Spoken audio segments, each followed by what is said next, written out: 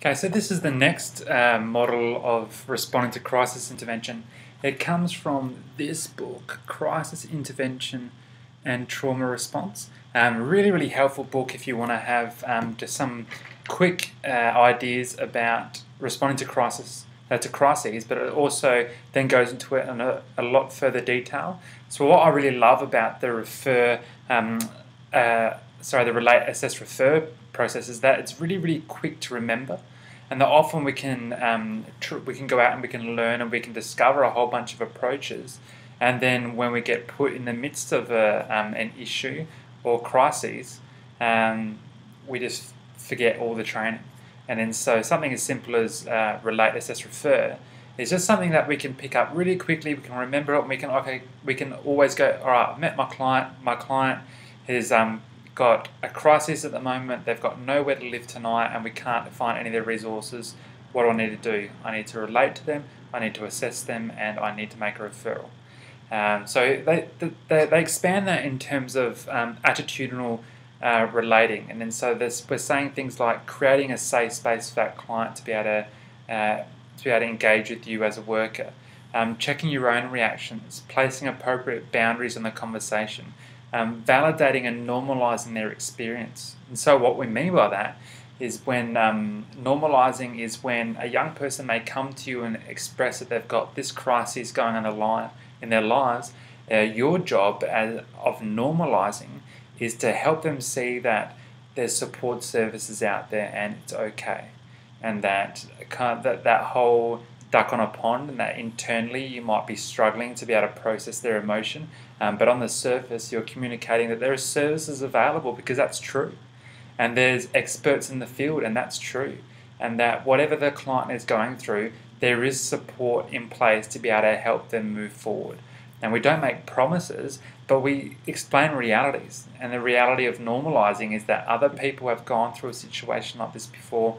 There are support services out there. And that's also about not trivializing their situation as well. So we're not saying, oh, heaps of people have gone through that before, just get over it.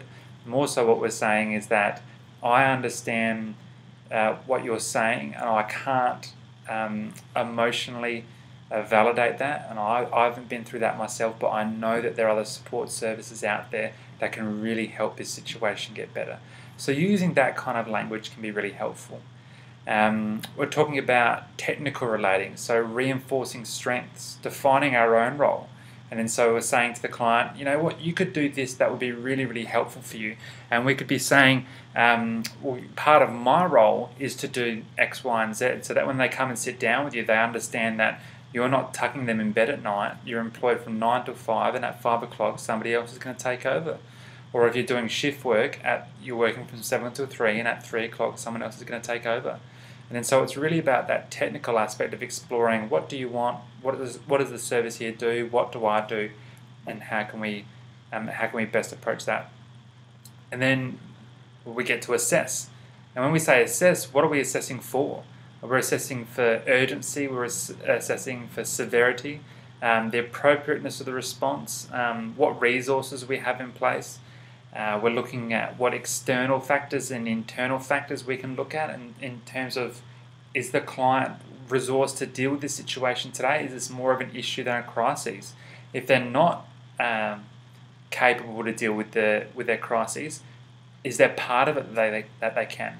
So it's much similar to the other model, but it's just expressed in a more compact way so that it's easily rememberable.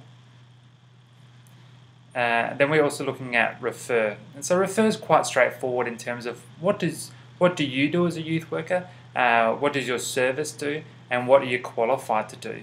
And that's the boundaries we want to stay in. In terms of staying safe and keeping our clients safe, we don't want to suggest that they take a line or approach or adopt a framework that is not helpful for them. We want to be able to make an appropriate referral to a service that we understand can help them, because we've got knowledge of what that service does, perhaps even knowledge of a worker that works there, and we're also aware of their funding strategy, because we don't want to send a homeless young person to a service that costs $150 a pop, or $600 a day in the program. And there are programs out there that charge quite a bit and actually access their funding through It might be through the Department of Education, or it might be through somewhere else, and we just don't want to set our young person up to fail. So we're looking at relating, assessing, and referring. And if you want to get more information on this model, you can go to the last page, and I'll put a write-up of all the different texts that we're using as a part of this workshop.